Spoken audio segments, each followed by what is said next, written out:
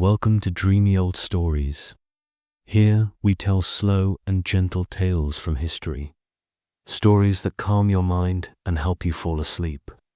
If you enjoy the journey, don't forget to like, comment, share, and subscribe. Now, let's begin tonight's dreamy story. The night has passed quietly as we drift back into the stone cabin, though quietly is a flexible term in this part of Scotland. The wind muttered occasionally, the sea sighed with its usual impatience, and the roof expressed small opinions throughout the night. But nothing out of the ordinary happened, which is often the best one can hope for in a place shaped by storms. The fire has settled into a bed of slow-burning embers, giving the room a soft, reddish glow that seems reluctant to let go of the darkness.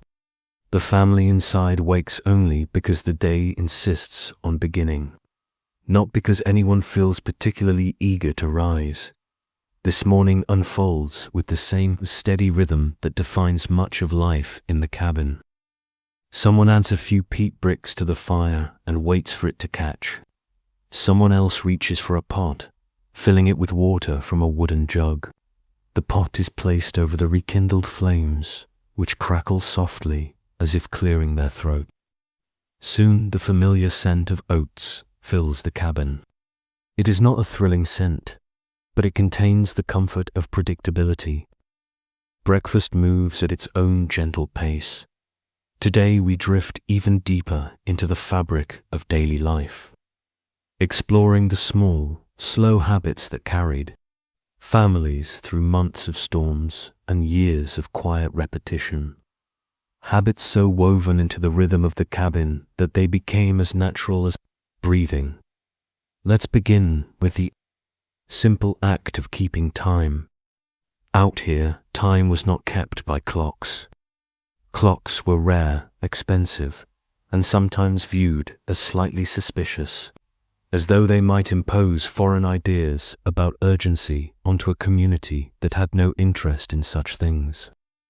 Time was marked instead by the sun, the tides, the angle of shadows on stones, and the internal sense families developed by living season after season in the same landscape. Morning began when light crept across the floor. Midday arrived when the sun, if visible, hovered uncertainly above the hills. Evening began when the wind shifted into its nighttime voice. In winter, days often felt short enough to be accidental. In summer, they felt so long that even the sheep seemed mildly confused. Tasks followed these rhythms. Peat was gathered when the bogs were dry.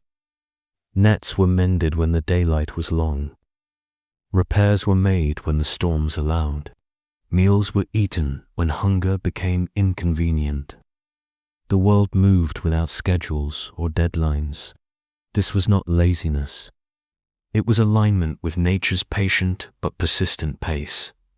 Now let's drift toward another essential part of cabin life, the art of maintaining warmth. Warmth here was not something taken for granted. It was a daily project, a goal, a negotiation with the weather. Stone cabins held heat well, but only if the fire was tended with attention. The peat fire was the main source of warmth, and peat itself was gathered in large quantities during the summer and stored carefully under shelter. A poorly stacked peat pile could absorb moisture and become useless for burning. A well-stacked pile, however, dried into tidy bricks that burned steadily throughout the winter. The fire had moods. Sometimes it sprang to life eagerly. Sometimes it smoldered in stubborn silence, refusing to cooperate until coaxed into action. Families learned to interpret these moods the way one interprets the size of an old friend. More peat meant more heat, but adding too much too quickly risked filling the cabin with smoke. Too little meant the evening might become uncomfortably cold. Maintaining warmth was a subtle skill, passed down from one generation to the next. Blankets and clothing supported this effort. Wool was the favored material, thickly woven and heavy enough to resist even the sharpest wind. Families bundled themselves in layers, creating a small personal universe of warmth that could be carried from one task to another. Wool cloaks hung beside the door, ready for anyone brave enough to step outside into the weather. Some cloaks were patched so often that they featured more repairs than original fabric, though their owners wore them with quiet pride. Let's drift gradually into the role of light inside the cabin. Light came from the fire. It also came from small oil lamps filled with fish oil or animal fat. These lamps gave off a faint glow just enough to illuminate a corner of the room, though not quite enough to encourage anyone to strain their eyes reading or sewing past dusk. The lamps flickered unpredictably, creating moving shadows on the stone walls. At night, the cabin appeared to breathe gently with these shadows, as though the stones themselves were alive with memory. Windows were tiny and rarely used for light. They were placed deliberately small to minimize the escape of heat and the entrance of wind. Glass was a luxury, so most windows were covered with oiled cloth that allowed some diffuse brightness through on clear days. When storms came, the cloth coverings fluttered slightly, giving the sense that the weather outside was tapping politely on the walls, asking whether it might come in. The answer was always no. Inside this dim world, people learned to move with familiarity rather than visibility. They knew the placement of every object, every uneven patch in the floor, every creak of the wooden beams.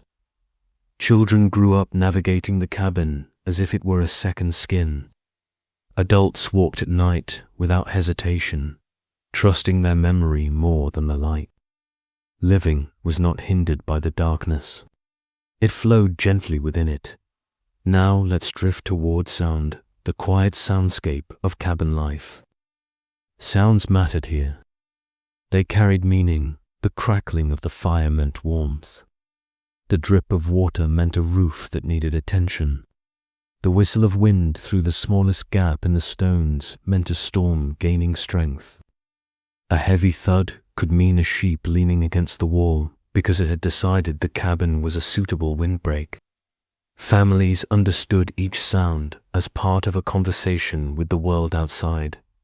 Inside, the constant rhythm of tools created a predictable soundtrack, the friction of spinning wool, the repetitive clack of a loom, the faint scrape of a knife being sharpened, the soft hum of someone singing absent-mindedly during work.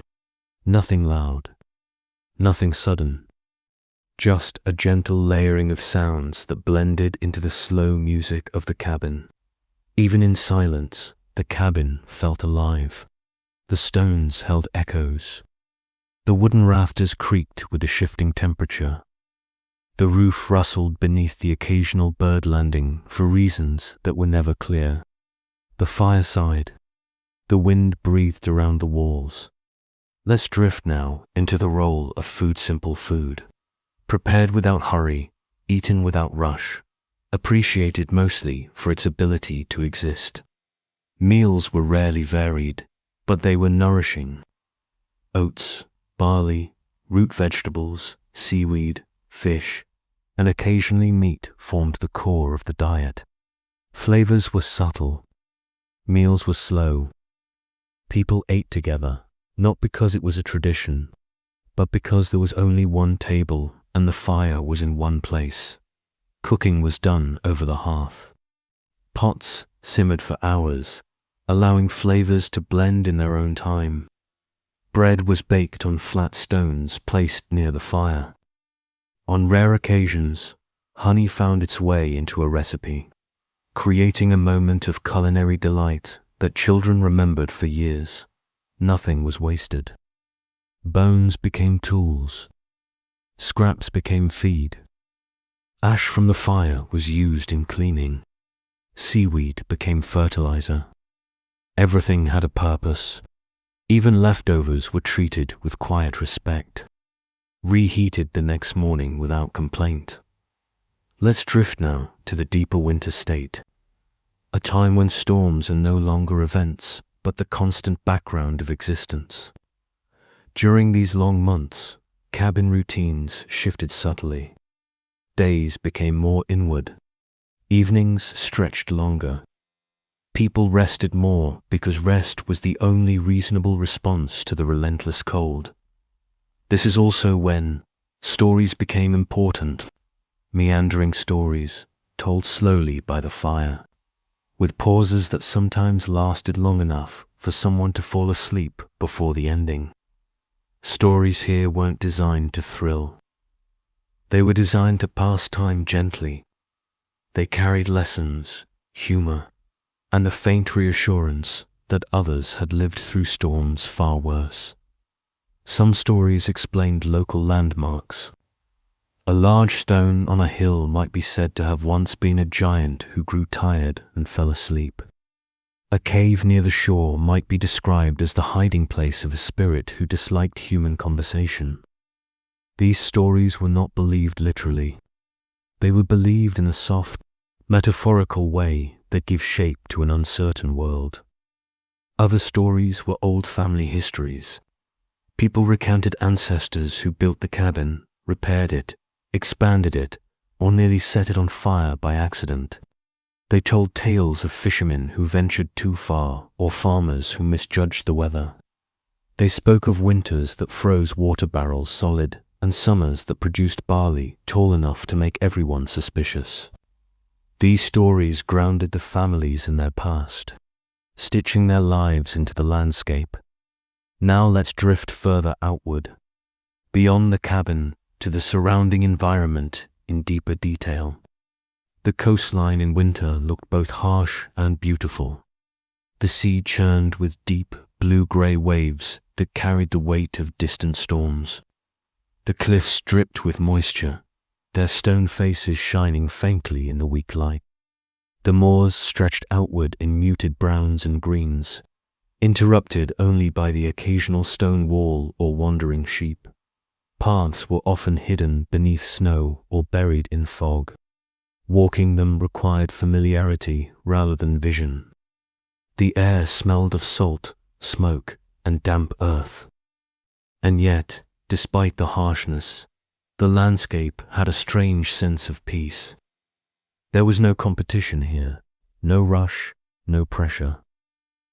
Everything moved at the pace of weather, which meant no one could move faster than the wind.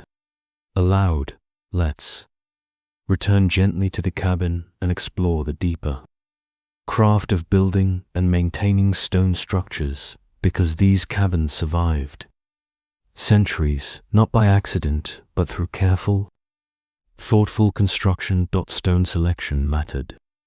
Builders looked for stones with flat surfaces, stones that fit comfortably together, stones with a shape that suggested cooperation. They did not force stones into place. They encouraged them. Dry stone construction required intuition. The stones had to rest naturally, balanced against one another. If a stone resisted a particular placement, it was moved. Arguments with stones were rarely won. Thicker stones were used near the bottom of the walls. Smaller stones were wedged into gaps, creating a tight structure that resisted wind. The cabins had no straight lines, no perfect corners. They followed the logic of the landscape. Each wall carried slight curves, built not according to a blueprint but according to the way stones wanted to stack. Roofs required their own method. A wooden frame supported layers of thatch or turf. Thatch needed to be woven carefully, layered like scales, angled to shed water. Turf roofs were heavier and required strong beams. Over time, these roofs grew their own ecosystems, wild grasses, tiny flowers, sometimes even birds that mistook the cabin for an unusually cooperative hillside. Maintenance was continuous. A cabin was never finished. It was always being corrected, improved, or persuaded back into shape. Stone shifted in storms and had to be reset. Thatch wore thin and had to be renewed. The doorframe loosened and needed reinforcement.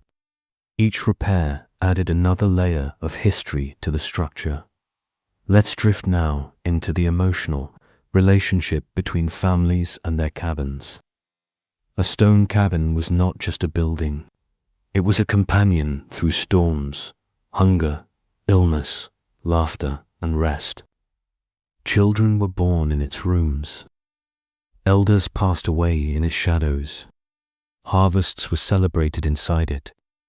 Winters were endured beside its hearth. The cabin was woven into memory.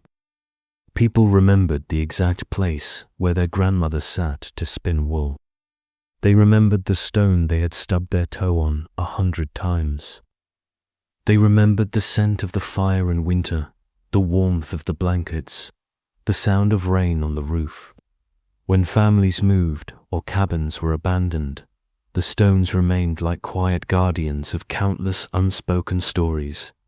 A soft evening light rests along the stones, giving them a pale glow. The wind has lowered its voice again, speaking only in murmurs. Inside, the fire crackles softly.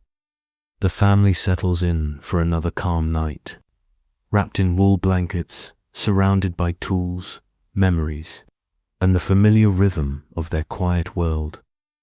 The cabin stands firm, as it always has, holding its warmth against the long stretch of winter that still lies ahead.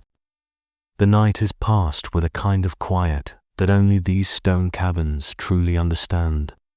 It is the sort of quiet that isn't actually silent at all, but instead filled with the muted sounds of a world going about its business without inviting anyone's attention.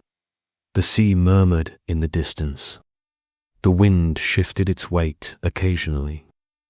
A loose tuft of thatch scratched lightly against a beam, but none of this disturbed the family sleeping inside. The cabin kept its warmth, holding it close as though it were guarding a secret. Morning arrives slowly. Light seeps into the cabin in a gentle, grey wash, softening the shapes of the familiar objects scattered around the room. Someone turns over in bed. Someone else shifts beneath a wool blanket. Eventually, the first person willing to face the cold steps down from the platform bed. Their feet touch the cool floor, and that alone seems to confirm that yes, morning has begun, whether anyone approves or not. A peat brick is added to the embers. The fire brightens reluctantly. A pot is lifted, water is poured, oats are measured, and breakfast follows the routine that has been repeated so many times it might as well be a natural law. Yet even in this monotony, there is a strange comfort. Predictable mornings mean the cabin is still standing. The storms have not claimed anything important in the night. Life continues steadily. Today, we drift into the quiet world of craftsmanship, those slow, unhurried projects carried out inside these stone cabins during the long months of storms. These were not elaborate crafts or decorative arts. They were practical creations shaped by necessity, patience, and the available materials. But in their quiet way, they revealed the ingenuity that allowed families to survive in such an unforgiving environment. Let's begin with woodwork. Wood, of course, was not abundant. Trees were scarce along these coasts, and much of the wood used by families arrived as driftwood from distant shores. Driftwood came in unpredictable shapes. Some pieces were long and straight. Others were twisted into uncanny forms that looked like props from a mildly confused myth. Regardless of shape, each piece was examined carefully, turned over in the hands, weighed for strength, and eventually assigned a purpose. Simple tools, nibs, axes, and scrapers shaped the driftwood. From it, families carved spoons, bowls, handles, pegs, fishing floats, and the occasional toy for children. These items were not polished or decorative. They were sturdy, reliable, and, most importantly, replaceable. When a wooden spoon cracked after years of use, it was not thrown away with frustration. It was thanked silently for its service, set aside in the corner, and replaced with another spoon carved during a quiet afternoon. Baskets were another essential craft. Baskets stored everything: oats, wool, herbs, fish, peat, and, in some cases, small stones that children insisted must not be thrown away. Baskets were woven from grasses, reeds, or willow branches gathered from the limited patches where such plants grew. The weaving process was repetitive and calming. Strands were twisted, bent, and tucked into place with practiced fingers. Women and older children often carried out this work, sitting beside the fire during long winter evenings, listening to the wind outside while focusing on the slow movements of their hands. Textile work was even more central to survival. Wool was everywhere. Every family spun wool into yarn, and every household wove that yarn into fabric. The spinning wheel, where available, was a treasured tool. Otherwise, a simple spindle served the purpose. The spinning motion became an almost meditative act, repeated hour after hour. Yarn gathered in coils, soft and warm to the touch, representing the promise of clothing that would keep the cold at bay. Weaving, too, followed its own rhythm. Looms were large and usually placed near the cabin's best source of light. Long threads were stretched across wooden beams. The shuttle moved back and forth, the beater thumped gently into place, and row by row the fabric grew. This work required patience, precision, and the ability to ignore the occasional interruption from a wandering sheep or an insistent draft that tried to lift the threads into complicated new patterns. Let's drift deeper into the sensory world of the cabin. Because the crafts created more than objects, they created an atmosphere. The smell of wool hung in the air, not unpleasant, but unmistakable. It carried the faint scent of lanolin and the outdoors. Driftwood, when carved, released a dry, earthy aroma. Baskets smelled of grass and soil. The fire added its own smoky note, and the constant presence of peat created a background scent that became so familiar no one noticed it, until they traveled somewhere else, where fires smelled strangely clean. The sounds of craftsmanship blended with the sounds of life. The scrape of a knife shaping wood, the rhythmic clack of a loom, the soft rustle of wool being carded, the muted hum of a tune someone sang without thinking. These noises formed a soundtrack that accompanied the winter months, making the inside of the cabin feel alive even when the outside world seemed frozen in place. Let's drift now toward the tools themselves.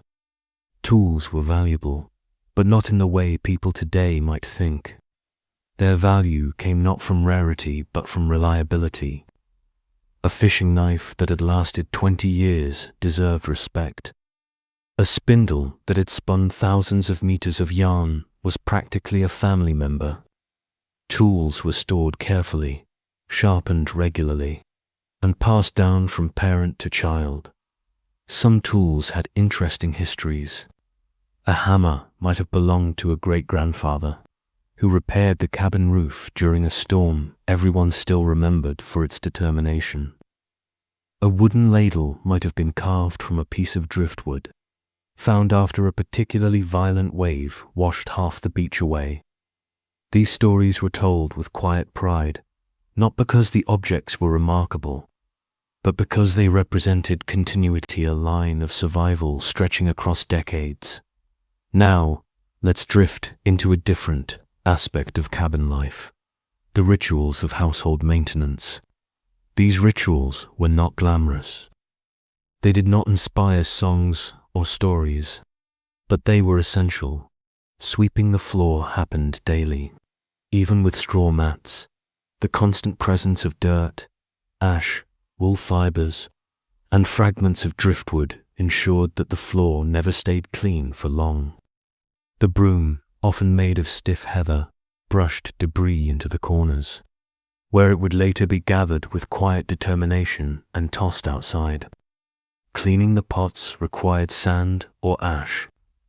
Both materials acted as scouring agents. The pots were scrubbed, rinsed, dried by the fire, and hung back in place.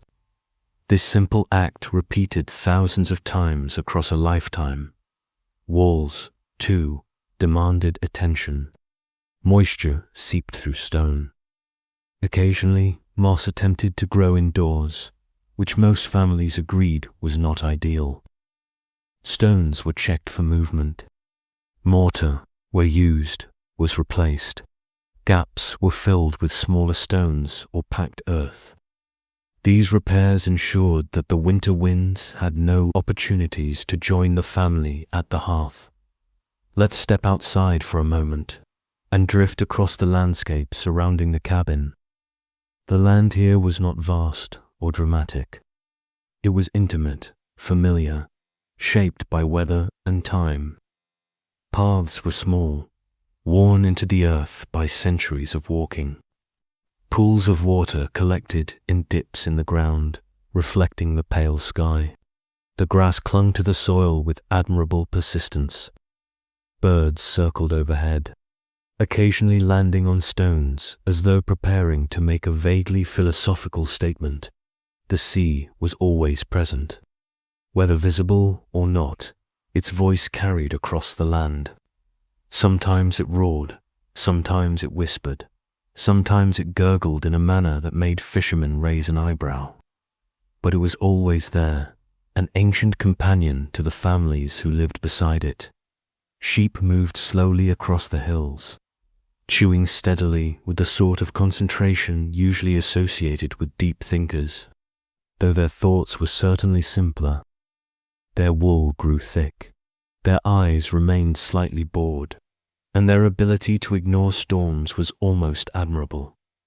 Now let's drift toward the rituals of community support, because stone cabins were not isolated worlds. They were part of a network of families who needed each other, especially during the stormy months.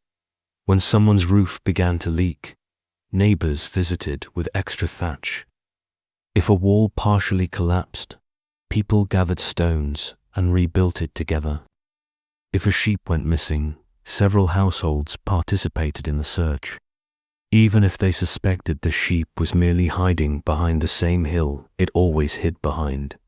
Sharing food, tools, and stories created bonds stronger than the storms. No one in these villages survived alone. The cabins formed a collection of small, warm pockets of life across a rough landscape, connected by paths that seemed to know the way even when the people did not. Let's drift into another important part of cabin life, the relationship between the people and the weather. In modern times, people sometimes talk about the weather as a mild inconvenience. Here, weather was nearly a character predictable enough to live with, unpredictable enough to respect. Families learned to read the air.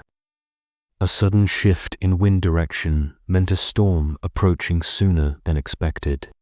A particular kind of cloud formation indicated heavy rain. The smell of the sea carried warnings. When storms announced themselves, people did not panic.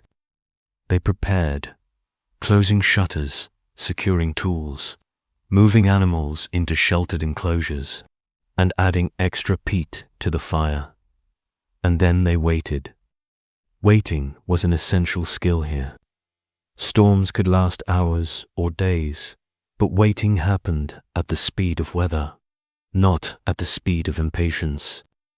Families passed these hours with small tasks, conversation, storytelling, and occasionally a quiet appreciation for the cabin that kept them safe. Let's drift into the emotional landscape of these nights. Picture the fire glowing in the dim room. Picture the storm pressing against the walls. Picture the family sitting close, wrapped in blankets, listening to the same sounds their ancestors heard decades earlier. There was comfort in the repetition of storms. Not joy, exactly, but a kind of reassurance that the world was behaving as expected. The wind might be fierce, but it was familiar. The ocean might roar, but it followed ancient rhythms. The cabin might creak, but it stood firm. Let's drift now into the idea of knowledge passed through generations. Not written, not formal, but carried in the habits of daily life.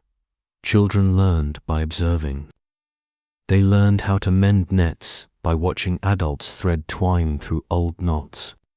They learned how to build fires by watching which peat bricks produced the best heat. They learned how to walk across the moors by following paths that only appeared when the fog lifted just enough to reveal the next stone marker. This knowledge formed the quiet foundation of survival. No one gave lectures. No one took notes. Yet every skill needed to endure the storms lived inside the cabin. Inside the routines, inside the quiet conversations spoken in the dim glow of the hearth. As the years passed, cabins aged, stones darkened, roofs settled lower. Door frames bowed slightly, but the cabins also strengthened. Every repair made them more resilient. Every storm they survived added to their quiet authority. Evening is approaching again. The sky has turned pale and still. The air outside is cold but calm. Inside, the fire crackles. The family gathers around it, settling into their routines. Someone spins wool. Someone sharpens a tool. Someone prepares a simple meal. Someone stares into the fire, thinking about nothing in particular. The cabin stands with its usual patience. Its stones hold the warmth. Its roof defies the wind. Its quiet presence fills the space with a sense of safety. The storms will return soon. They always do. But the cabin is ready, as it has been for generations. The evening settles softly around the stone cabin again, as though the sky itself is lowering a wool blanket onto the land. The wind has grown quieter for the moment, not because it feels courteous, but because it is gathering strength for later, when it will certainly remember that it has opinions. The sea, meanwhile, rolls in slow, deliberate waves, each one taking its time before meeting the shore with a half-hearted splash. Inside the cabin, the fire crackles with a warmth that feels almost thoughtful. The family leans into the routine of another long night, unaware that their quiet habits are exactly what kept countless generations anchored to this rugged coastline. As we drift into part 8, our story begins to widen. The cabin, though small, sits at the center of a larger world of traditions, beliefs, quiet skills, and subtle exchanges that shaped how families lived through centuries of Atlantic storms. The landscape, the sea, the sky, and the stone dwellings all worked together to build a steady existence that, while not luxurious, was remarkably durable. Tonight, we drift into the quiet world of belief and meaning, those understated yet deeply rooted ideas that guided daily life in these communities. These were not grand belief systems filled with elaborate rituals. Instead, they were practical philosophies, shaped by weather, land, and the constant need to endure with dignity and just a little humor. Let's begin with the relationship between people and the sea. The sea was not simply a resource or a danger. It was a presence, a neighbor, a sometimes helpful, sometimes irritated acquaintance who visited daily whether anyone asked for company or not. Fishermen spoke about the sea with a tone that suggested both respect and mild resignation. They understood its moods. They understood its unpredictability. They understood that, despite their familiarity with it, the sea would always have the final say. No one tried to claim dominion over it. That would have been considered an ambitious and unnecessary error. Children were taught early that the sea demanded attention. Never turn your back on it. Never assume it will repeat yesterday's behavior. Never underestimate a wave that looks smaller than the others, is likely planning something. These lessons became second nature. People did not fear the sea, but they respected it in the same quiet, persistent way they respected a storm or a stubborn sheep. Now let's drift toward the land itself. The land, though rocky and often stingy with soil, carried its own kind of wisdom. It taught patience. It taught moderation. It taught people that success did not always come in grand forms. A few rows of barley growing through the stones were celebrated. A patch of vegetables that survived a long winter was considered a modest miracle. The bogs, though treacherous, provided peat. The heather fields fed sheep. The cliffs offered shelter to birds that occasionally found themselves included in children's stories as background characters. People believed the land had memory, not in a mystical sense, but in a practical one. The stones held the marks of every storm they had endured. The paths remembered the footsteps of generations. The cabins stood where they stood because the land had accepted them, or at least tolerated them. A badly placed stone house would not endure. The wind, the soil, and the shifting ground would quietly remind its builders that their design choices lacked wisdom. Let's drift into another part of belief, the subtle superstitions that guided daily actions. Not dramatic superstitions, small ones, practical ones, old ones. Some families believed that placing a woven charm of seaweed near the door would encourage good weather. The charm did not, of course, change the weather, but it gave people the sense that they were participating in a conversation with the elements. Others kept a certain stone near the hearth, believing it brought stability. Whether it actually helped stability or merely served as a paperweight was unclear.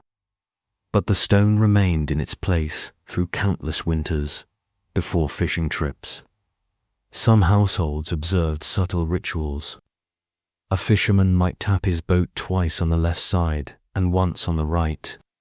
Another might carry a small carved token in his pocket. One family believed that setting out at a certain angle relative to the wind brought good luck. Whether or not these habits made any difference, they offered a sense of order in a world shaped by unpredictable forces. Let's drift deeper into the social rituals that threaded through the village community. These rituals were not formal or written down. They were maintained through habit, observation, and the unspoken understanding that shared routines create shared resilience.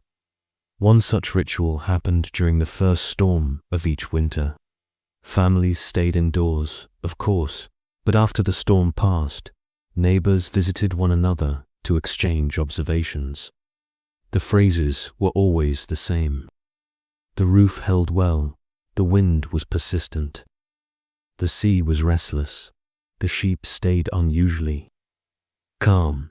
These statements functioned less as news and more as confirmations that everything was still in its rightful place.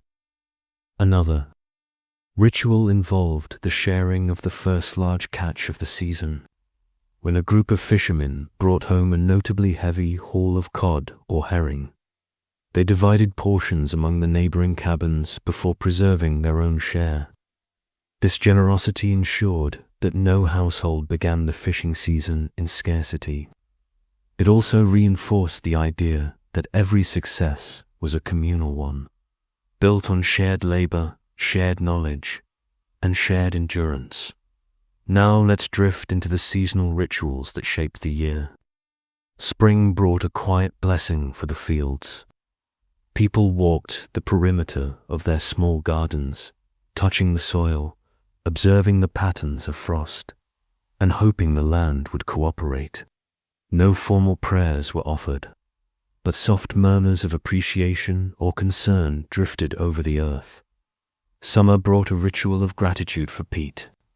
When the peat stacks dried well, families sometimes placed a small bouquet of heather atop the pile. The gesture was symbolic. No one believed that Pete noticed, but the ritual acknowledged the role of the bogs in keeping cabins warm. Year after year, autumn brought a ritual of preparation. Families touched each stone in the cabin walls as they inspected them, reinforcing their connection to the structure. The act was both practical and symbolic. The stones were partners in survival. Showing them care was a way of accepting the coming winter with calmness. Let's drift now into the emotional meanings carried by certain objects inside the cabin. There was the family spindle, worn smooth by generations. It represented continuity. There was the carved wooden ladle, bearing burn marks from countless meals. It represented nourishment. There was the fishing net mended over and over, each patch telling a story of storms survived. It represented perseverance. Even the peat fire carried emotional weight. It was more than heat. It was a sign of life, of effort, of ongoing presence. If the fire burned, the cabin lived. If the fire dimmed, the family gathered around it to revive its strength, as though tending not just flames but the steady rhythm of their own lives. Let's drift outward again and explore the long-term memory of the community. Generations lived in these cabins. Children grew up, became adults, raised their own children, and handed down the same skills, stories, and habits. The cabins did not simply shelter families, they held their history. If the cabin walls could speak, they would tell stories of laughter, arguments, celebrations, storms, births, losses, and quiet evenings spent weaving or mending or simply watching the fire burn.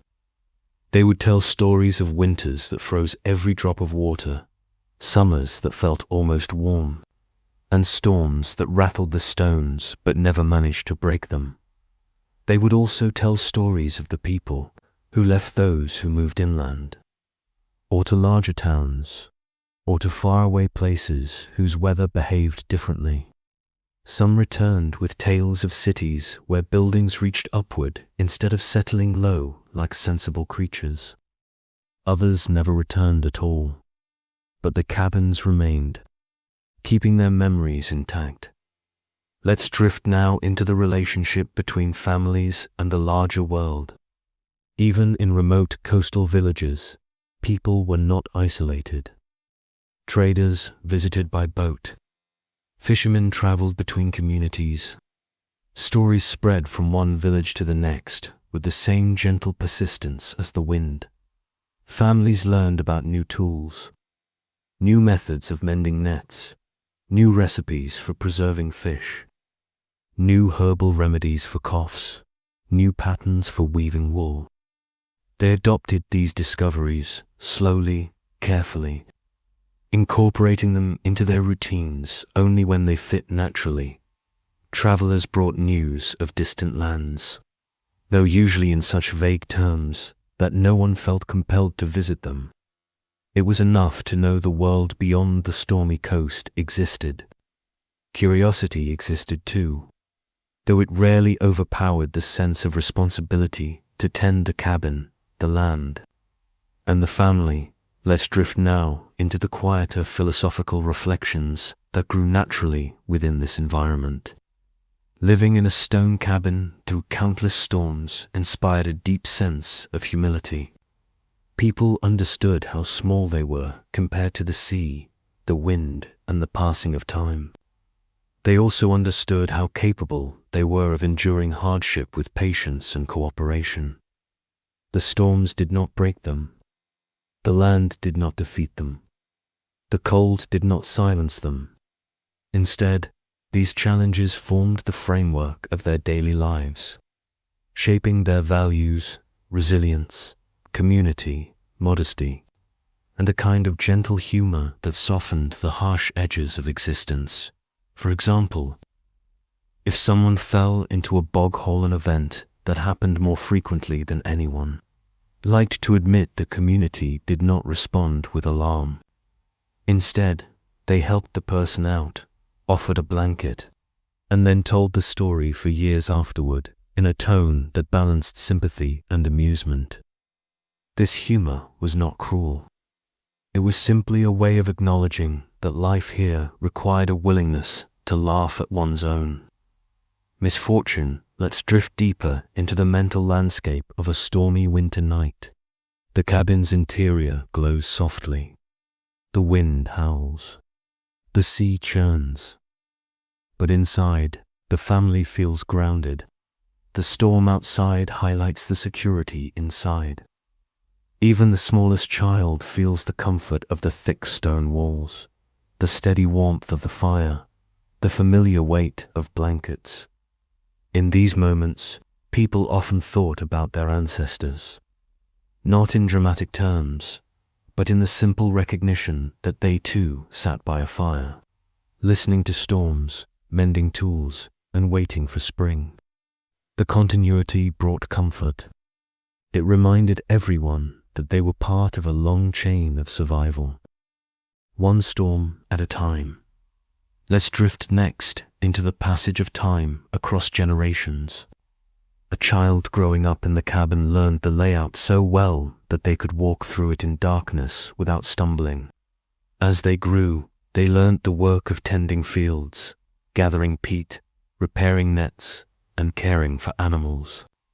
Eventually, they became adults teaching the same skills to their own children. This cycle continued for centuries. Cabins expanded, occasionally another room built beside the first, or a stone enclosure added for animals.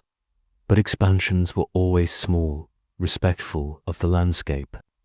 Families celebrated births, mourned losses, and marked important events with simple gatherings. Weddings might involve a small feast, a woven gift, a song sung softly in the evening light. Let's drift now toward the cabin at night again. Near the end of part 8, the fire burns lower. The room grows dim. Shadows settle into the corners. The family lies beneath thick wool blankets. Outside, the wind begins to gather itself, preparing for another storm. The stones feel the first hints of pressure.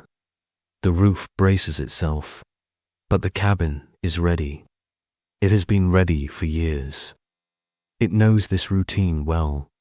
As we step back into the evening landscape, the sea reflects a faint glimmer of moonlight. The air carries the chill of approaching weather. The worn path outside the cabin leads toward the hills, where sheep are settling in their own unhurried way. The storm that gathered at the end of part 8 has now arrived, though in the unhurried fashion typical of these coastal storms. It begins not with a dramatic roar, but with a long, steady sigh of wind that slides across the landscape and brushes against the stone cabin like a visitor reminding everyone that it never truly left. A soft patter of rain taps the thatch roof, increasing only when the wind feels energetic enough to encourage it. The family inside listens to these familiar sounds with the usual mixture of resignation and calm. This is the music of their winters, after all, and the cabin has heard it so many times that the stones might as well hum along. Morning arrives slowly.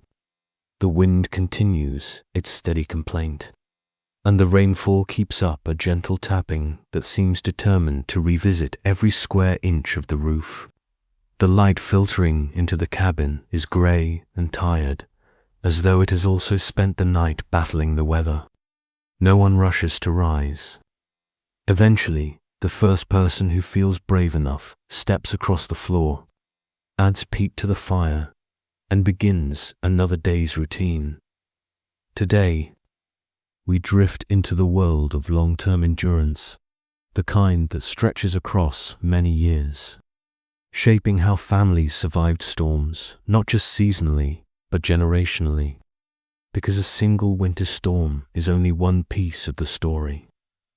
The true resilience of these families lived in the slow accumulation of knowledge, skills, habits, and structures that allowed them to face not one winter, not 10 winters, but centuries of winters.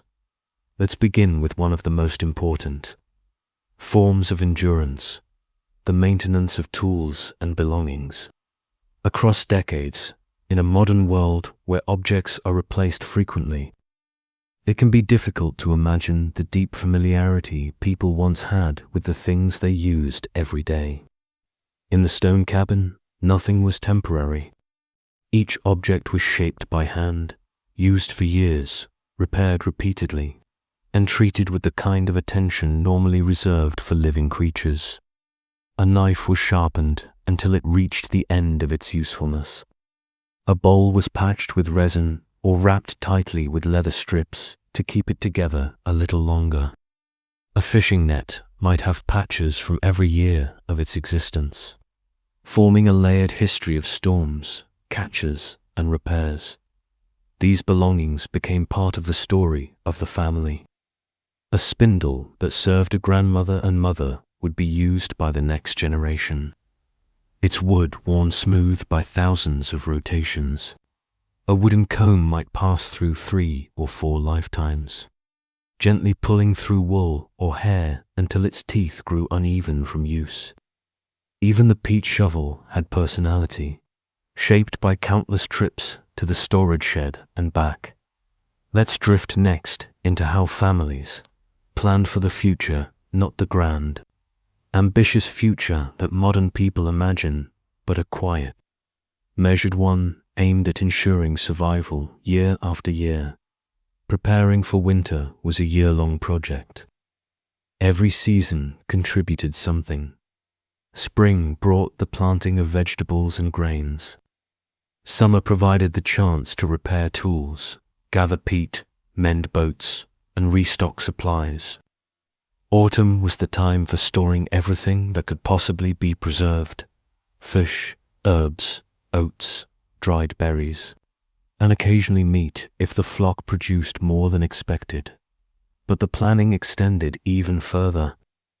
Families passed down knowledge about which parts of the cabin needed the most reinforcement, which paths became impassable during heavy fog, where to store extra wool to keep it dry, and how to judge when the sea looked deceptively calm but was actually preparing a surprise.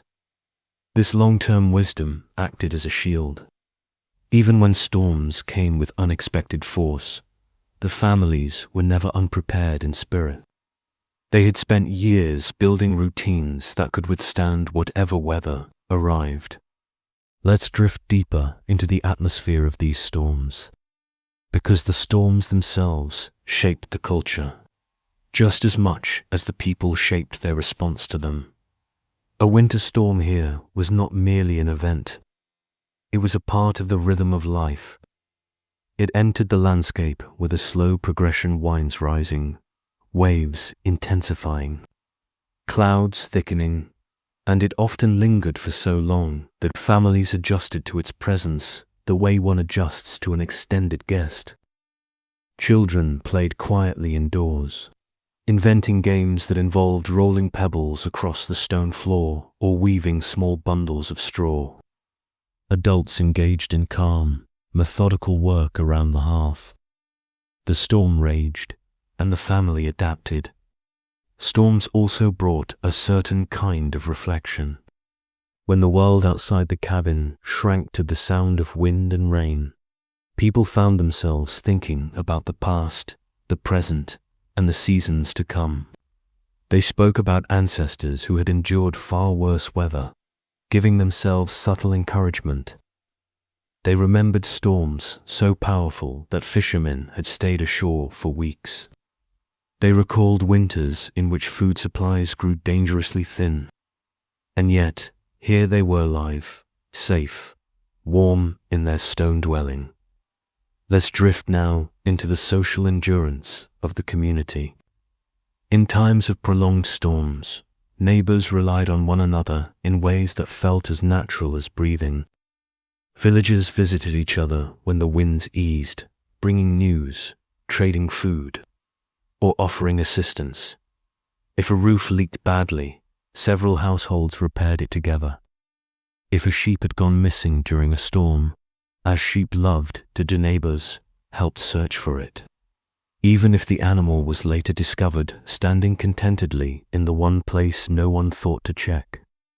If someone had fallen ill during the winter, families shared herbs, blankets, and small comforts to ensure the person recovered. Community was not an optional part of survival.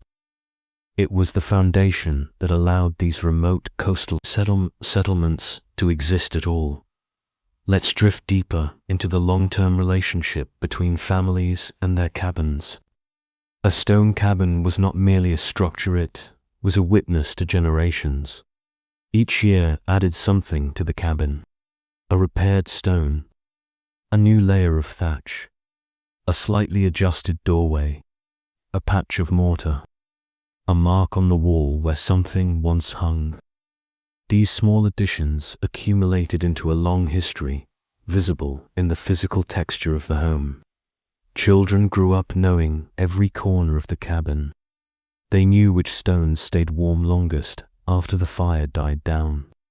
They knew which window let in the most light at certain times of day.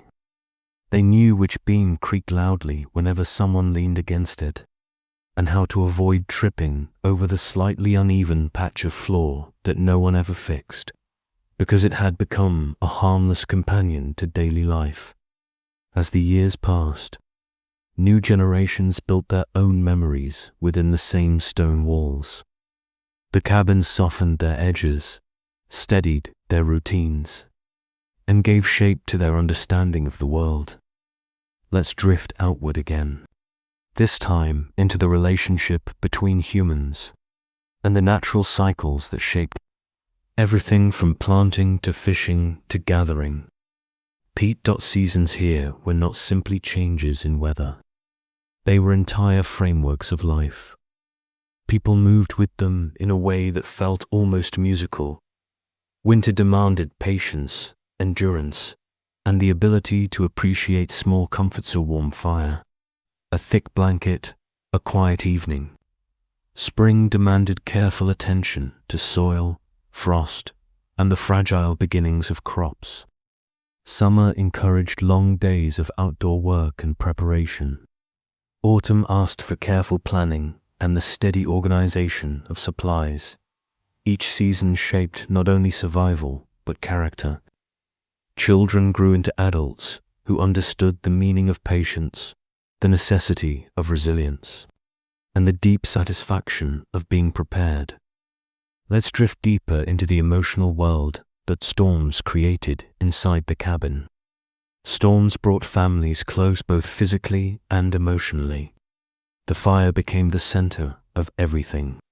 People talked more at night, not loudly, but thoughtfully. They shared stories not to pass time, but to reinforce a sense of connection. Some stories were funny, told with a dry humor that fit the environment. Tales of fishermen whose boats drifted much farther than intended. Stories of sheep who escaped ingenious enclosures. Accounts of storms so fierce that even the sea seemed to reconsider its enthusiasm. Other stories held deeper meaning. Legends of ancestors who first settled the land. Tales of journeys taken to distant villages, memories of winters that marked turning points in the family's life. These stories were woven into the walls as surely as the mortar between the stones. Now let's drift into the quiet challenges that came with long storms, challenges that families did not dramatize, but simply addressed with the patience that life required. Supplies sometimes ran low, but families knew how to stretch them. Thick soups, rationed oats, bread made from mixtures that were more inventive than delicious. Water sometimes froze in barrels, but water from melted snow could be warmed on the fire. Cabin roofs sometimes dripped, but bowls were placed strategically, and repairs were made once the storm passed. Nothing surprised them. The weather taught them long ago that surprise was rarely useful here. Let's drift toward another important element of long-term endurance: children's education. Not formal education, but practical, lived education. Children learned everything by doing. How to mend a net by watching a parent thread twine. How to card wool by helping comb out knots.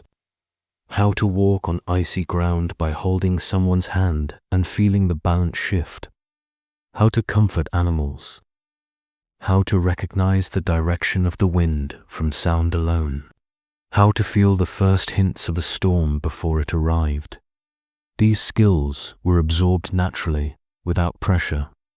They formed a foundation far stronger than any written knowledge could have, provided in a landscape defined by storms. Let's drift now into the relationship between the cabins and the storms themselves. This relationship, strange as it may sound, had a sense of mutual recognition. Storms tested the cabins. Cabins endured the storms. The cycle repeated endlessly. And with each cycle, the cabins collected another layer of quiet triumph. Families sometimes spoke about storms in familiar tones, as if the storms were elderly relatives who visited every year. Disruptive, somewhat inconvenient, but part of the rhythm of life. A storm was rarely met with fear. Instead, it was met with acceptance, preparation, and eventually, relief when it passed. Let's drift into a symbolic moment, the passing of a long storm. The final winds fade. The rain eases. The land exhales. The cabin stands solid, slightly damp, but unchanged. A sense of stillness fills the air, the kind of stillness that only arrives after nature has tired itself out. Families step outside cautiously to survey the land. They check the animals. They inspect the roof. They walk the perimeter of the cabin. They observe the fields, the water barrels, the peat stacks. Everything is familiar once again. Life resumes with the same gentle rhythm it had before the storm. Let's drift into the deeper, almost philosophical understanding families carried about endurance. They never claimed to defeat the storms. They simply lived through them.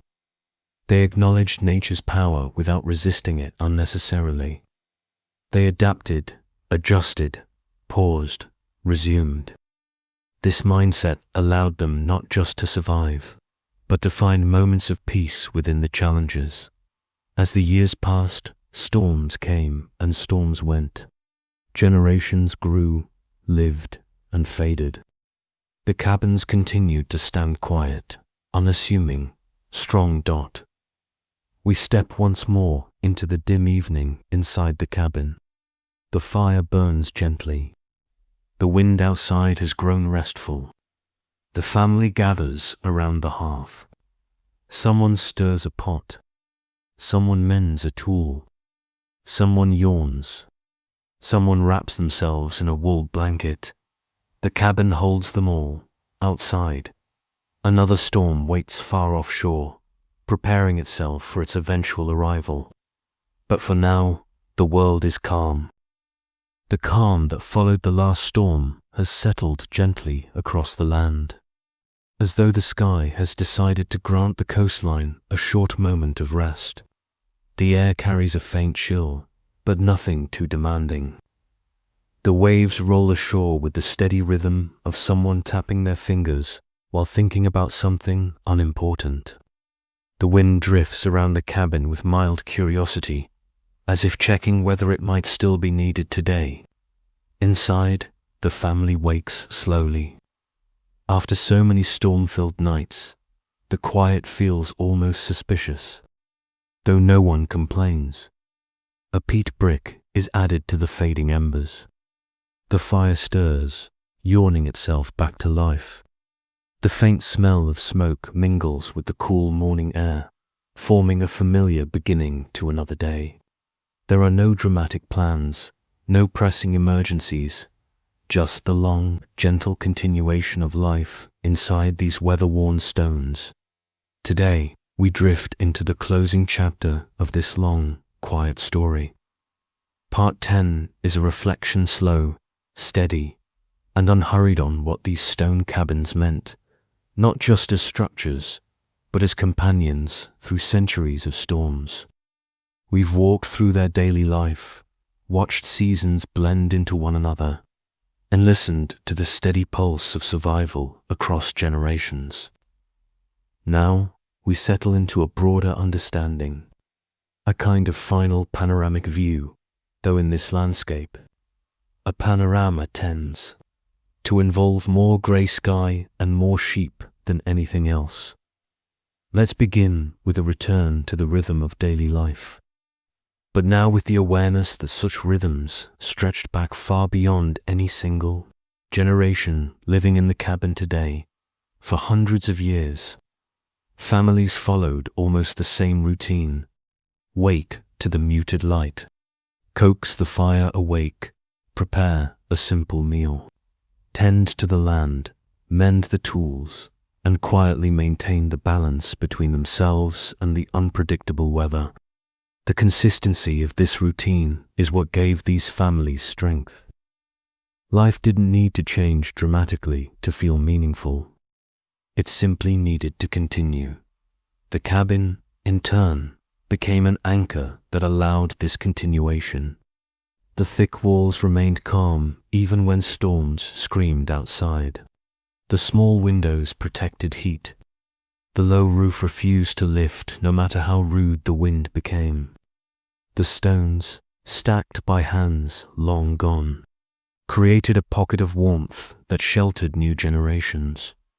This long continuity created a kind of shared identity, an understanding that families did not merely live in these cabins. They lived with them.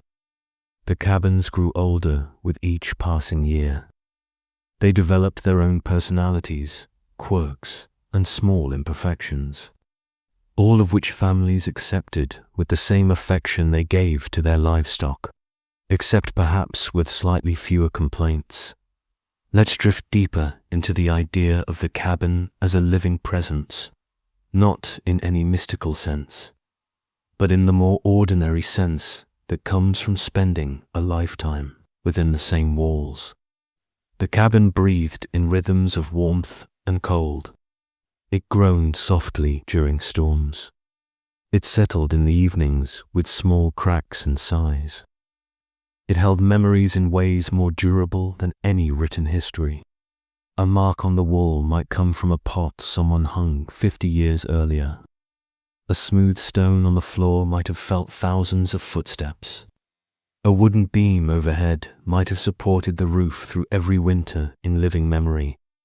Children noticed these details without thinking about them. They grew up with the sense that the cabin had always been there, standing guard over their world. Adults, of course, remembered repairs, changes, and additions. But even they experienced the cabin as a steady companion, one that didn't speak but still offered reassurance. Let's drift outward again to the land, because the cabin and the land were connected in ways that shaped each other. The landscape influenced the design of the home. The home influenced how people understood the landscape. The rocky fields taught families to appreciate small successes. The bogs taught patience. The cliffs taught caution. The sea taught respect. The sky taught humility. And through it all, the cabin taught endurance. These lessons shaped not only the physical survival of the communities, but their emotional and philosophical outlooks. People learned to pace themselves, to conserve energy, to value consistency, and to find comfort in routines. Excitement was not necessary. Stability was enough.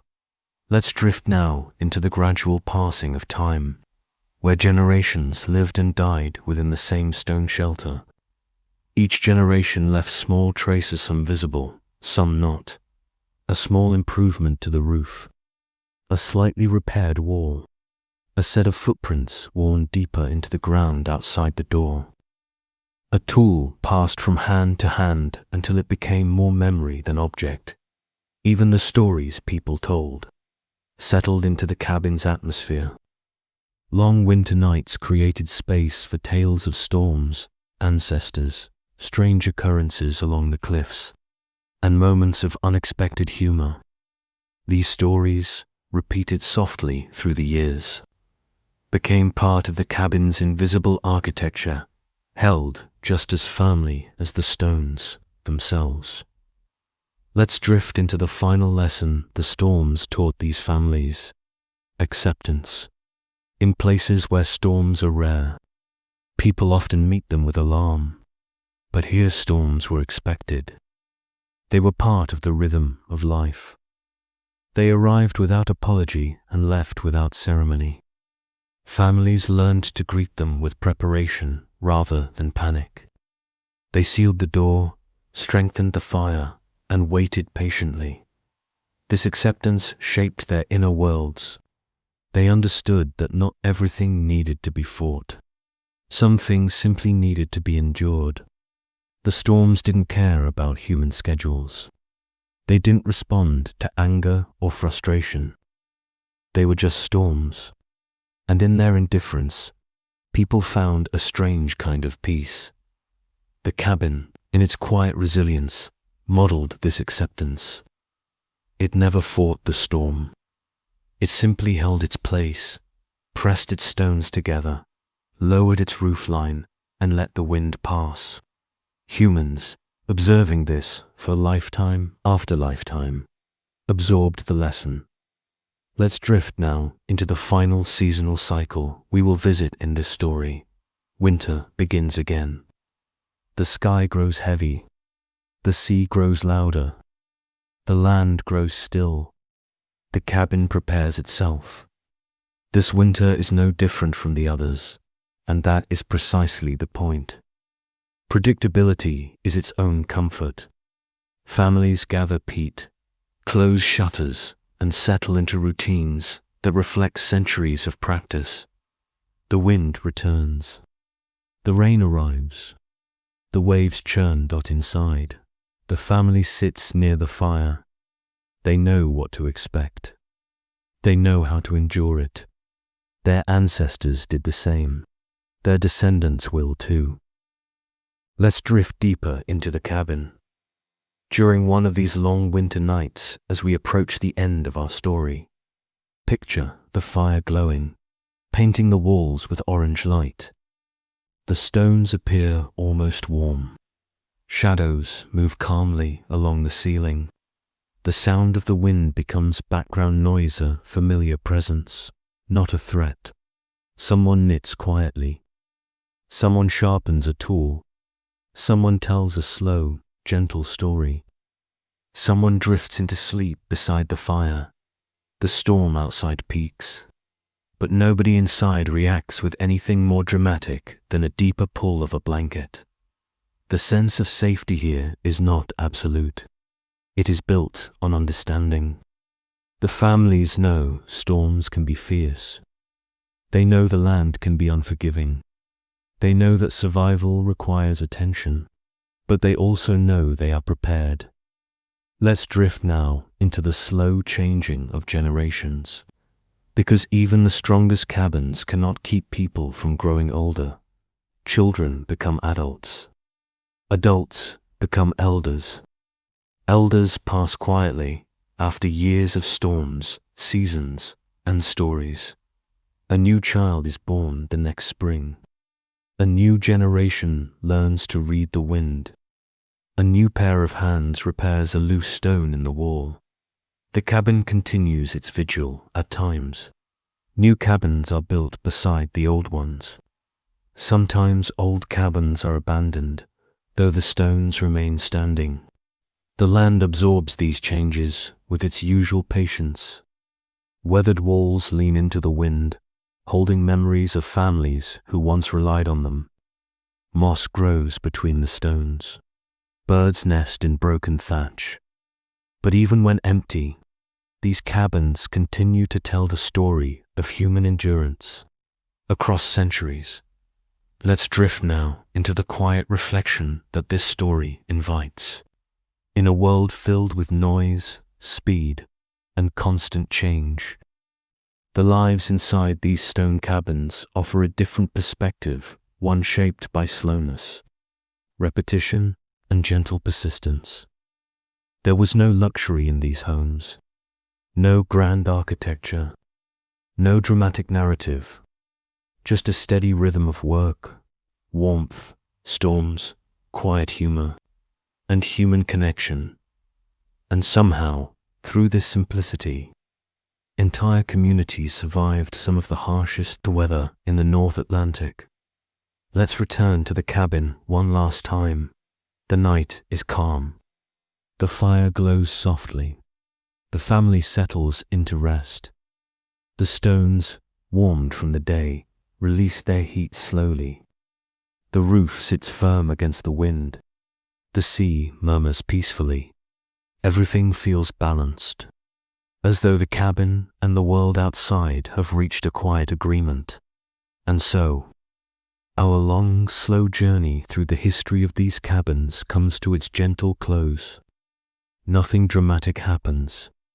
No storm rises suddenly. No great revelation appears. Instead, we end exactly as life in these cabins often ended quietly, steadily, with a sense of calm endurance. The cabin stands. The fire glows. The wind drifts over the hills.